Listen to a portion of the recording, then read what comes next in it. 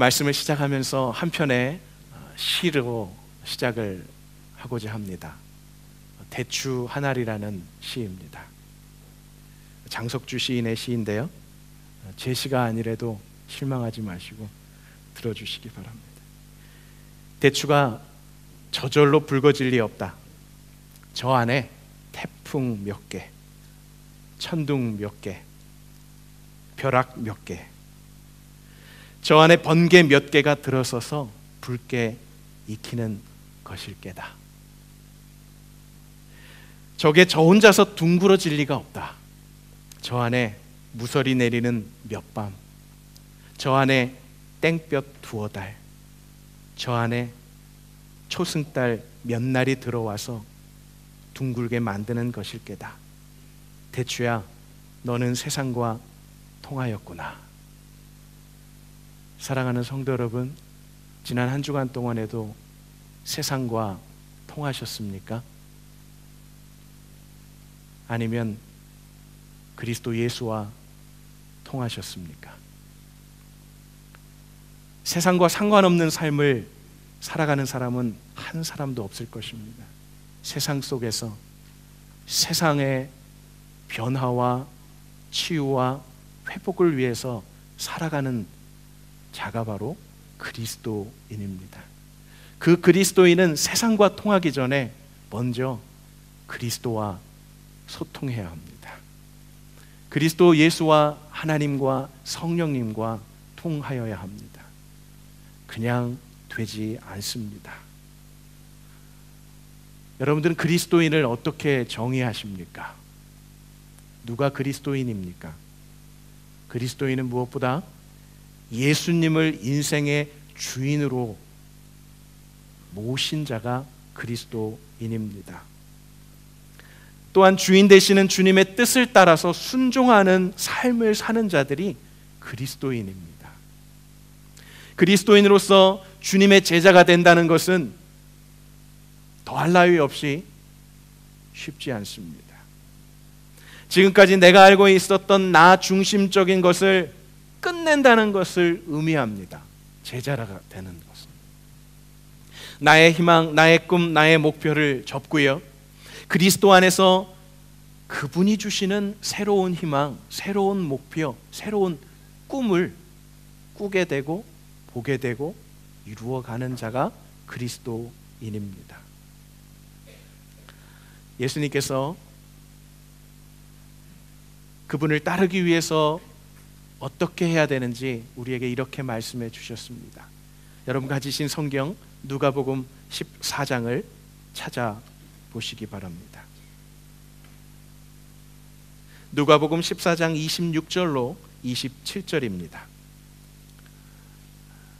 PPT로 보여드리지 못해서 죄송합니다. 그러나 보여지는 화면의 말씀이 아니라 여러분 손에 쥐어진, 여러분 눈에 들어오는 말씀을 직접 찾아서 보시기 바랍니다. 저 개인적으로 말씀을 전하는 때 너무 행복합니다. 그런데 그거보다 더 행복한 때는 말씀을 듣는 성도들이 넘기는 이 성경책 넘기는 소리 들을 때 너무 행복합니다. 괜찮습니다.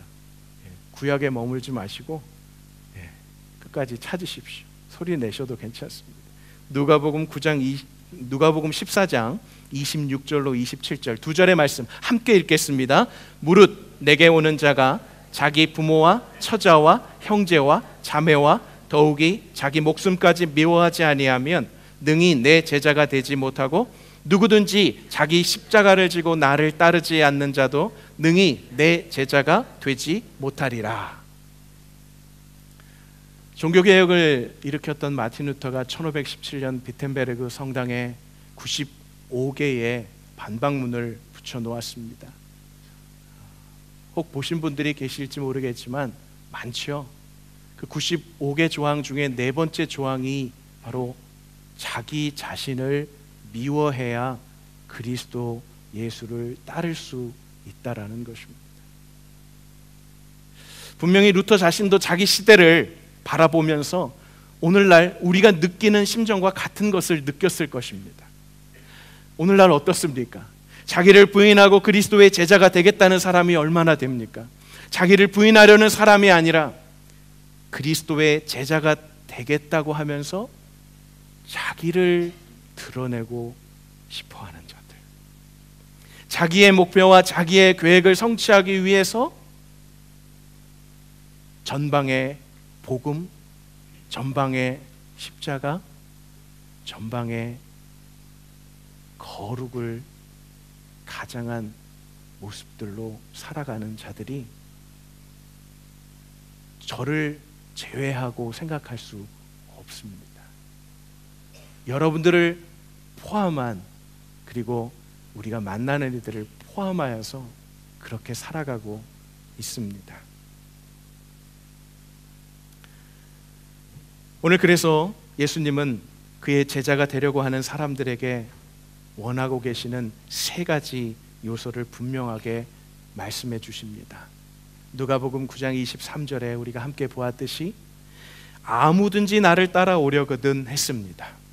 여기서 아무든지란 나를 제외한 자들이 아닙니다. 우리 모두를 포함하고 우리 모두 외에도 많은 사람 누구나 다 포함되는 말씀입니다. 아무든지 나를 따라오려거든 자기를 부인하고 날마다 제 십자가를 지고 나를 좇을 것이니라 라고 말씀하셨습니다. 우리가 진정 그리스도의 참 제자가 되려면 이 세 가지 요소를 반드시 갖추어야 합니다. 첫 번째가요, 자기를 부인하는 것입니다. 즉 옛 피조물의 옛 자아가 가지고 있는 그 혈과 육의 본성을 쳐서 복종시키는 것입니다. 사도 바울은 갈라디아서 2장 20절에 이렇게 고백합니다. 그렇게 고백하기까지는 쉽게 되지 않았지만 고백합니다. 내가 그리스도와 함께 십자가에 못 박혔나니 그런즉 이제 내가 산 것이 아니요 오직 내 안에 그리스도께서 사신 것이라. 이제 내가 사는 것은 나를 사랑하사 나를 위하여 자기 이름을 바치시고 죽으신 누구요? 예수 그리스도, 예수를 믿는 믿음 안에서 사는 것이다라고 고백합니다. 그런데요, 사도 바울이 육신을 떠나서 그렇게 고백하는 게 아니에요. 내가 이제 육체 가운데 사는 것은 그랬어요. 세상과 동떨어진 삶이 제자의 삶이 아니라 세상 속에서 그리스도의 마음, 그리스도의 뜻을 가지고 세상을 변화시키고 세상 속에서 어두워져 가고 썩어져 가는 세상 속에서 하나님의 뜻대로 살아가는 자가 제자의 삶인 것입니다. 그러므로 자기를 부인하지 않고는 쉬운 일이 아닙니다. 자기를 부인하는 그 삶 속에는 바로 예수 그리스도의 그 마음, 예수 그리스도께서 이미 걸어가신 그 길을 가겠다라는 각오가 되어 있는 거겠지요. 두 번째는 날마다 제 십자가를 지는 것입니다. 한두 번이 아닙니다. 어느 한때가 아닙니다. 힘이 남아 돌 때가 아닙니다. 내가 은혜 받았다고 생각할 때 그때만이 아닙니다. 예수 그리스도를 영접하고 첫사랑, 예수님의 그 뜨거운 구원의 그 감격, 죄사함의 기쁨을 누렸던 그때만이 아닙니다.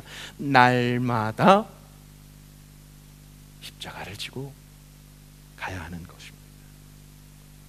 제 십자가란 각자에게 주어진 사명과 그 사명을 감당하기 위한 희생 그리고 노력을 말합니다. 그리스도의 제자가 되려는 자는 반드시 받은 사명의 감당을 위해서 피와 땀과 눈물과 희생과 헌신이 있어야 합니다. 마지막으로 그리스도를 따라가는 것입니다. 이는 모든 제자들이 가야 할 그 방향을 제시해 주는 것이지요. 그리스도의 말씀을 순종하며 그리스도께서 보이신 모범을 따르는 것입니다. 여러분들, 누구를 인도하는 것이 쉽겠습니까? 따라가는 것이 쉽겠습니까?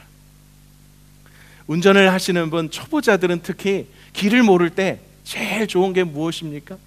요즘은 너무 잘 돼 있죠. 자기의 언어로 반대 방향으로 아니면 잘못된 길로 가도 전혀 화내지 않고 친절하게 안내해주는 내비게이션이 있지만 그것 말고요, 더 쉽고 더 편한 방법이 있어요. 그것은 길을 알고 방향을 알고 자기를 알려줄 수 있는 사람을 따라가는 게 제일 편합니다. 오히려 앞에서 길을 인도하는 사람은요, 피곤해요. 운전하기도 쉽지 않은데 뒤 보면서 따라오는지, 어떻게 신호등은 이거 걸리면 어떻게 하나 하고, 평상시에는 이 주황색에도 확 갔을 텐데 뒤에 따라오니까 미리 멈춰서 기다려줘야 되고.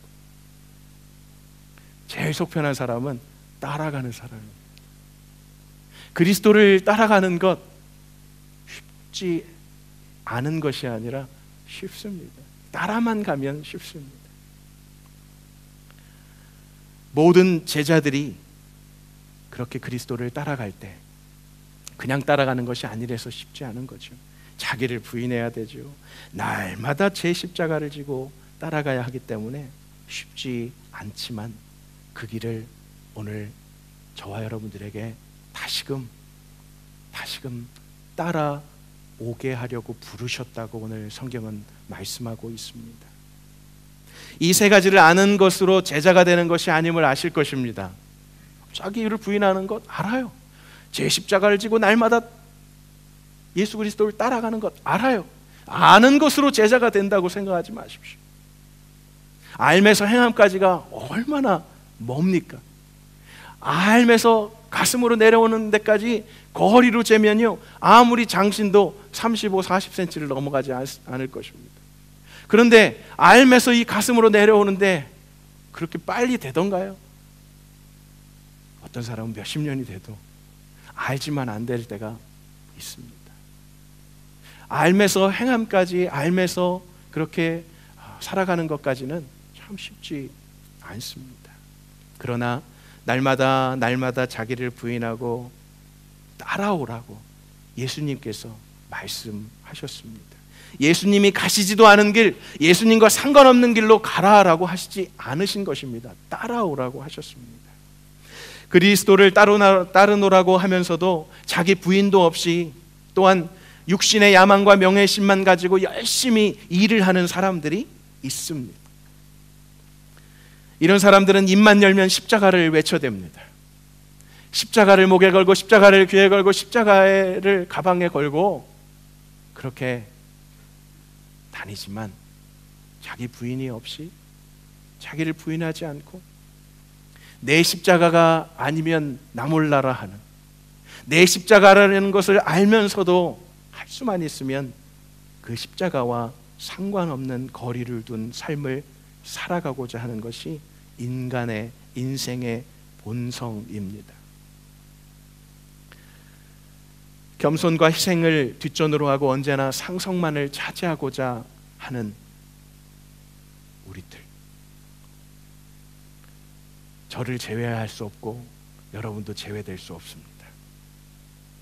겉으로는 예수님을 매우 열심히 섬긴다고 헌신하지만, 사역하는 것 같지만 사실 자신을 위하고 자신을 향하고 있는 경우가 적지 않습니다.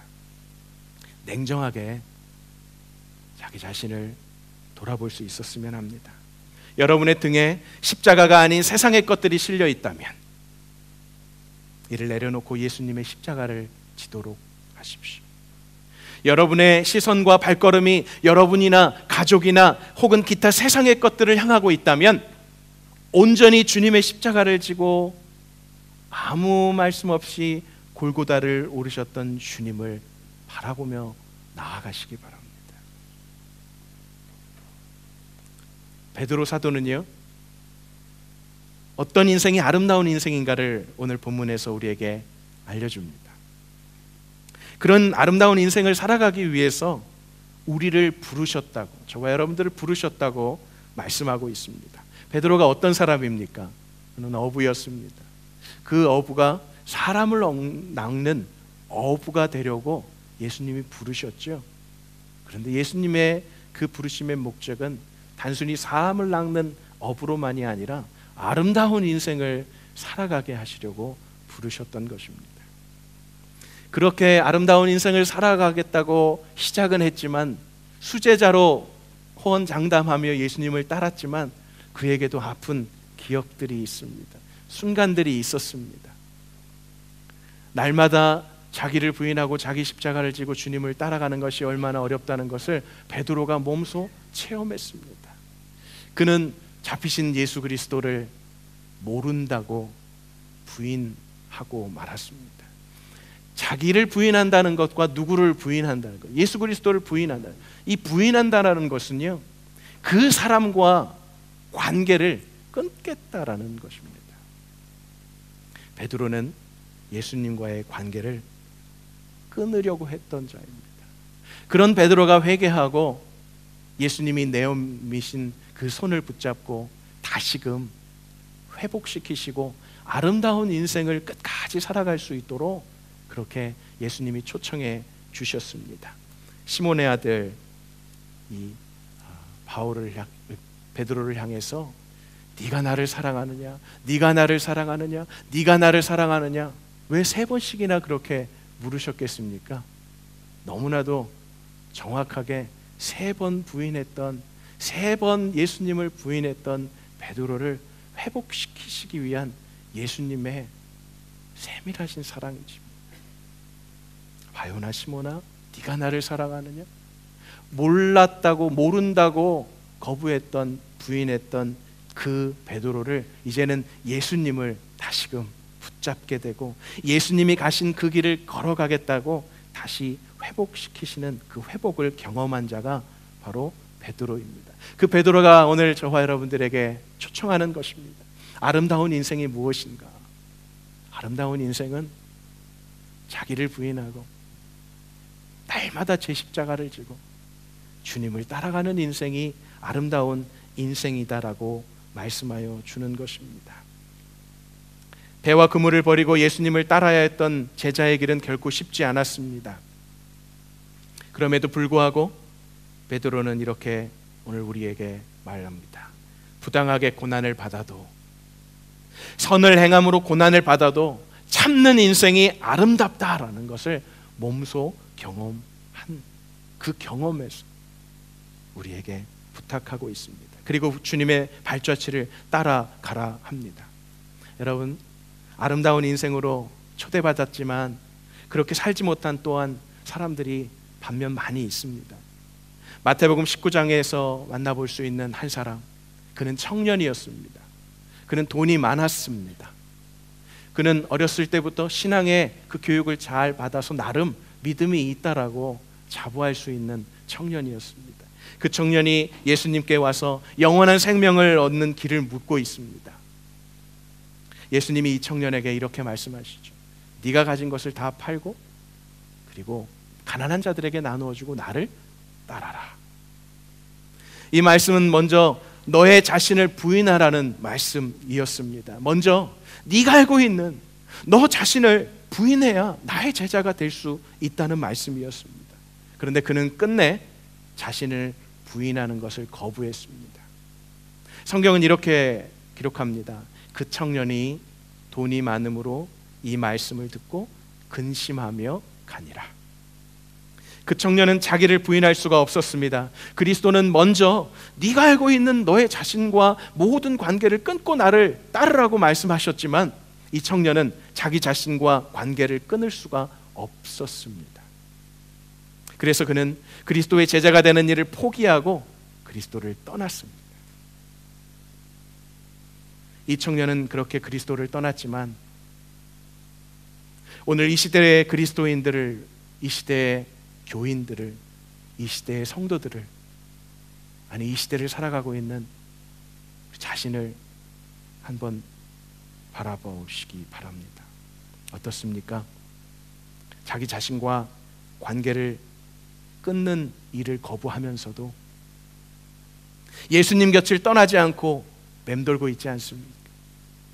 그래서 어떤 사람은 하나의 교양을 얻기 위해서 교회에 나옵니다. 어떤 사람은 사람들과의 관계를 위해서 교회에 나옵니다. 어떤 사람은 자기 자신이 아니라 아이들을 위해서 교회에 나옵니다. 그리스도를 위한 헌신을 위해서는 입을 닫습니다.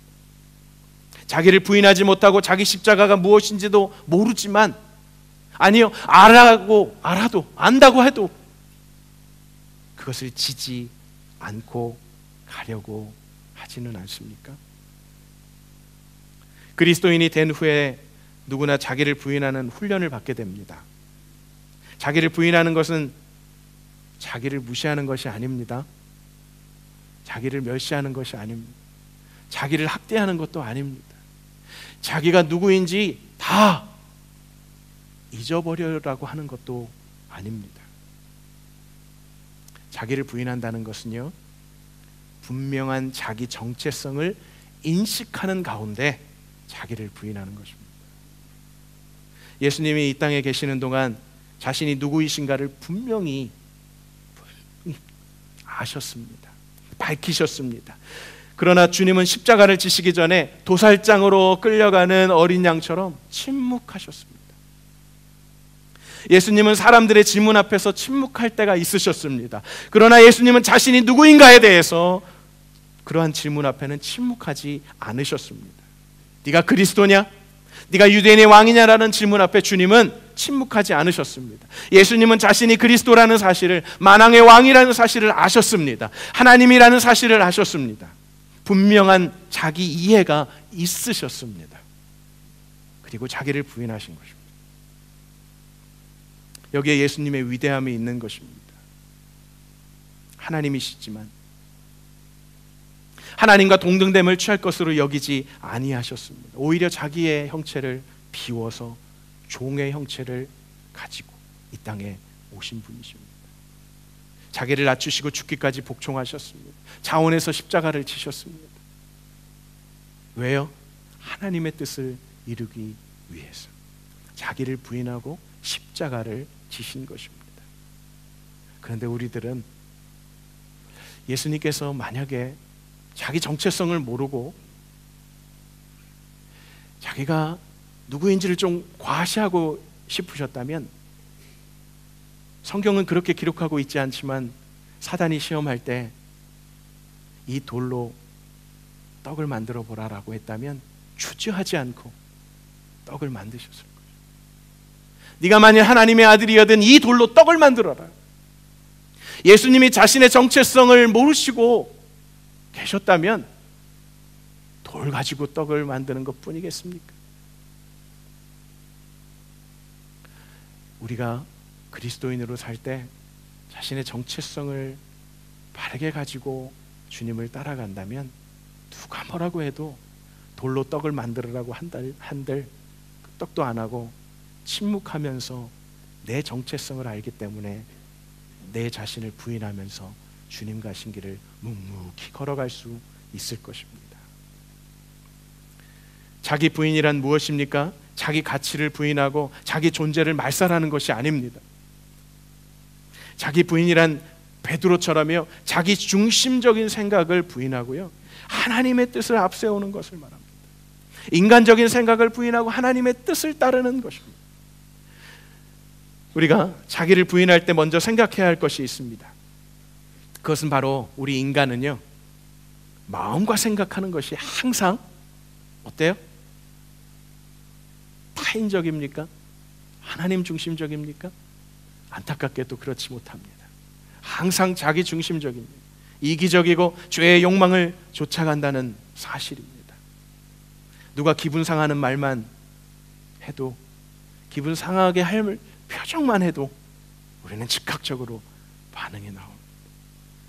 예레미야 17장 9절에 그래서 이렇게 기록합니다. 만물보다 거짓되고 심히 부패된 것이 무엇이라고요?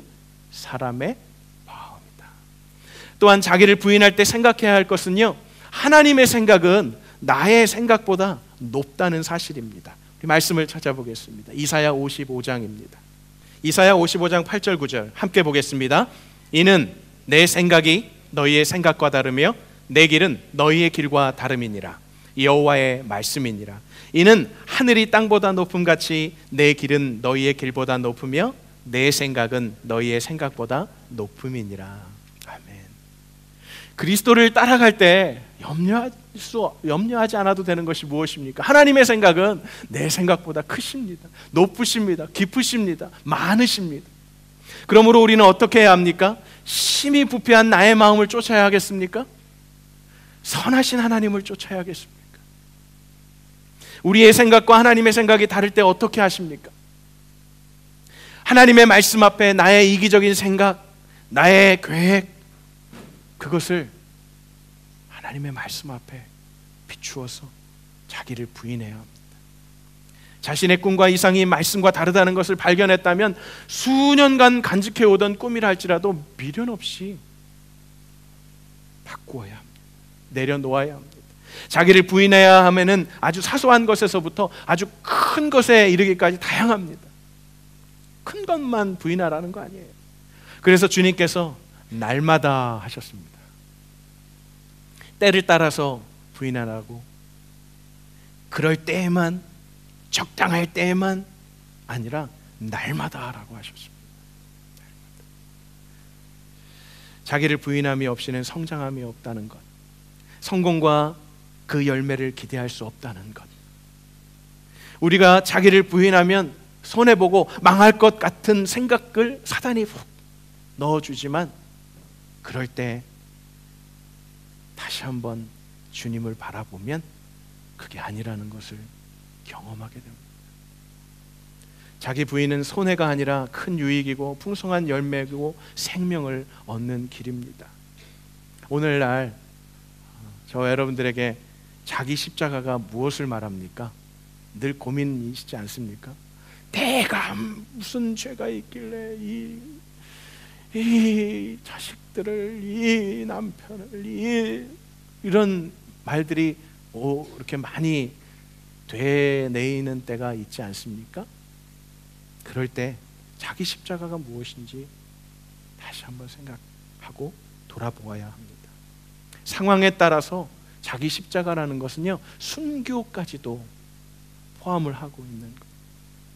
자기의 사명을 가지고 가야 하는 그 길이기 때문에 정말 쉽지 않습니다. 하나님의 영광을 위하여 모든 것이 다 내게 주신 사명이고 내게 주신 십자가라는 것.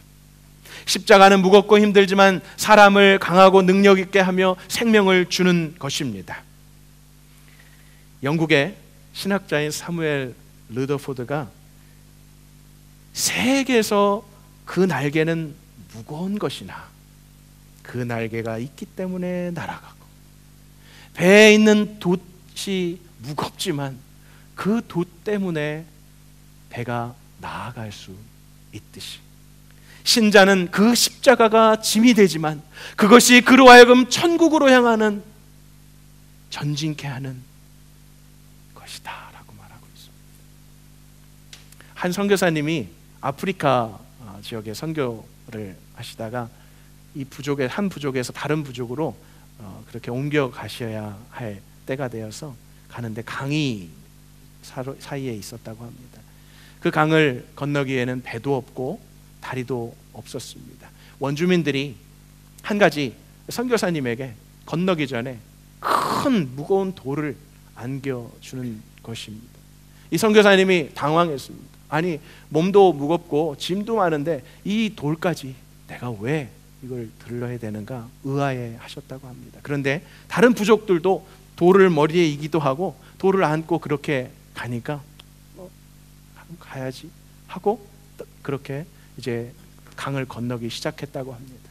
그런데 강 중간쯤 가시다가 왜 이 무거운 돌을 내게 주었는지 이제야 알겠다라고 깨달으셨다는 거예요.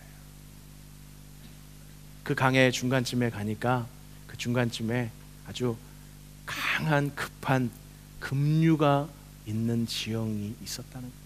그 지점에서 만약에 그 무거운 돌을 들고 있지 않으면 그냥 누구 하나 아무리 센 장정도 쓸려 떠내려갈 수밖에 없는 곳이었다는 것입니다. 이 선교사님이 가지고 있었던 그 무거운 돌은 쓸모없이 힘들게만 하는 돌이 아니라 생명을 지킬 수 있게 만들어준 돌이었다는 것입니다. 저와 여러분들보다 생각이 많으시고 그 마음이 크신 하나님께서 저와 여러분들을 그리스도인으로, 제자로 아름다운 인생을 살아가기 위해서 자기를 부인하고 날마다 제 십자가를 지고 자기를 주님을 따르라고 하실 때에는 그냥 그렇게 너만 힘들어라, 나는 좀 편하게 할 것이다 라고 하시기 위해서가 아니라 우리를 살리시고 우리를 생명을 얻게 하시되 풍성하게 얻게 하시려고 우리로 하나님의 그 나라를 향한 아름다운 인생을 살아가게 하시려고 십자가를 지라고 하셨다는 것입니다. 십자가는 사람을 능력 있고 위대하게 합니다. 십자가는 축복이고 생명입니다. 이것을 아는 자는 십자가에 담긴 역설적인 비밀을 아는 것입니다. 예수님을 주인으로 모시고 그리스도로 고백한 제자는요, 반드시 자기 십자가를 지고 따라가야 합니다. 자기 십자가를 진 사람은 인생에 무게가 있고 열매가 있습니다. 베드로 사도는 이런 인생을 아름답다라고 말하고 있습니다. 주님을 따르는 길은 쉬운 길이 아닙니다. 그러나 결코 갈 수 없는 어려운 길도 아닙니다. 이미 그 길을 열어놓으셨고요, 허다한 증인들이 걸어간 길입니다. 그리고 누구보다도 먼저 그 길을 걸어가신 주님이 계십니다. 하나님의 독생자 예수 그리스도께서 인생으로 오셔서, 인간으로 오셔서 아름다운 인생을, 그 길을 걸어가셨습니다. 예수님은 우리보다 앞서 달려가신 분이십니다. 본을 보이셨습니다. 먼저 그 거룩한 삶의 길을 가셨습니다. 인간도 이렇게 거룩하게 살 수 있다는 것을 보여주신 것입니다. 예수님은 인간이 당할 수 있는 모든 시험을 다 참으셨습니다. 우리와 한결같이 시험을 당하셨다고 했습니다. 예수님이 모든 신성을 가지고 모든 시험을 이긴 게 아닙니다. 100% 하나님이시지만 100% 인간의 모습으로, 인간으로 오셔서 우리와 같은 인성을 가지고 성령의 도우심으로 그 모든 시험을 이기셨습니다. 그러므로 우리도 예수님처럼 그렇게 할 수 있습니다. 긍정의 힘이 아니라 예수님이 하셨기 때문에. 여러분 어떻습니까? 여러분이 그리스도의 제자가 되기로 결심했을 때, 여러분이 그리스도인이 되기로 마음먹었을 때, 이전보다 아름다운 인생을 살고 싶다면 이런 초대의 음성을 듣고 이 초대에 응답하시기 바랍니다. 아무든지 나를 따라오려거든 날마다 제 십자가를 지고 나를 좇을 것이니라. 이를 위하여 너희가 부르심을 받았으니 그리스도도 너희를 위하여 고난을 받으사 너희에게 본을 끼쳐 그 좌치를 따라오게 하려 하셨느니라. 이 말씀을 진지하게 듣는 사람들에게는 많은 부담과 고민을 안겨주는 말씀일 것입니다. 혹자가 말합니다. 예수님 믿으면 뭔가 뻥, 형통, 만사형통 이렇게 될 줄 알았는데 예수님을 다 믿고 신앙생활을 시작했는데, 그래서 신앙생활을 거쳐가면서 이렇게 고백했다고 하죠. 내가 광야 대학에 고생과에 입학을 했구나. 들어서 달콤하고 기분 좋은 말씀은 아니지만 그리스도 예수 안에서 새 생명을 얻고자 하는 자는 철저하게 자신을 부인하려는 부담스러운 말씀일지라도 듣고 따라가야 하는 것입니다. 그런 아름다운 인생으로, 그런 아름다운 인생을 만들어갈 사람이 나 혼자만이 아니라 바로 여러분 좌우 앞뒤에 많이 계십니다. 혼자 가는 길이 아닙니다. 우리 잠깐 인사 나눌까요? 아름다운 인생을 만들어 갑시다. 아름다운 인생을 사시기 바랍니다. 우리 남자분들은 또 아름답다는 말이 좀 익숙하지 않죠. 바꿀 수 있죠. 멋있는 인생을 사시기 바랍니다. 우리 여자분들이야 뭐 아름다운 이런 소리만 들어도 그냥 마음에 없는 소리 들어도 좋으시잖아요, 그죠? 그런데 그렇게 아름다우려면 쉽지 않죠.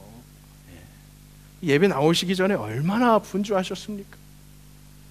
자녀들 깨우는 것도 분주하셨지만 얼마나 한 군데 여기 커버만 하려고 해도 이게 쉽지 않아요. 그런데 이거 온몸을 신경 써야 되고 자녀들까지 남편까지 신경 쓰려니 쉽지 않죠. 그런데 그렇게 순간적인 잠시 동안의 이렇게 가리고 가꾸는 아름다움도 아름다운데 날마다 자기 십자가를 지고 자기를 부인하고 예수님을 따라가는 인생, 너무나 아름다운 인생. 이 인생을 함께 살아가는 우리 광명 공동체 되시길 주님의 이름으로 축원합니다. 시로 시작을 했기 때문에 시로 마무리를 하고 싶습니다. 역시 제 시는 아닙니다. 우리 두 눈을 감으시고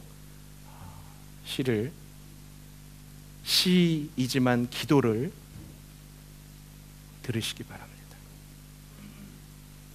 향기로운 사람으로 살게 하소서. 좋은 말과 행동으로 본보기가 되는 사람 냄새가 나는 향기를 지니게 하소서. 타인에게 마음의 짐이 되는 말로 상처를 주지 않게 하소서. 상처를 받았다기보다 상처를 주지는 않았나 먼저 생각하게 하소서. 늘 변함없는 사람으로 살게 하소서. 살아가며 고통이 따르지만 변함없는 마음으로 한결같은 사람으로 믿음을 줄 수 있는 사람으로 살아가게 하소서. 나보다 남을 먼저 생각하게 하시고 마음의 욕심을 품으며 살게 마시고 비워두는 마음 문을 활짝 열게 하시고 남의 말을 끝까지 경청하게 하소서. 무슨 일이든 감사하는 마음으로 살게 하소서. 아픔이 따르는 삶이라도 그 안에 좋은 것만 생각하게 하시고 건강 주시어 나보다 남을 돌볼 수 있는 능력을 주소서. 이러한 삶을 살아가는 자들이 아름다운 인생을 살아가는 자들이며 그런 아름다운 인생을 사시는 저와 여러분 되시기를 주님의 이름으로 간절히 축원합니다.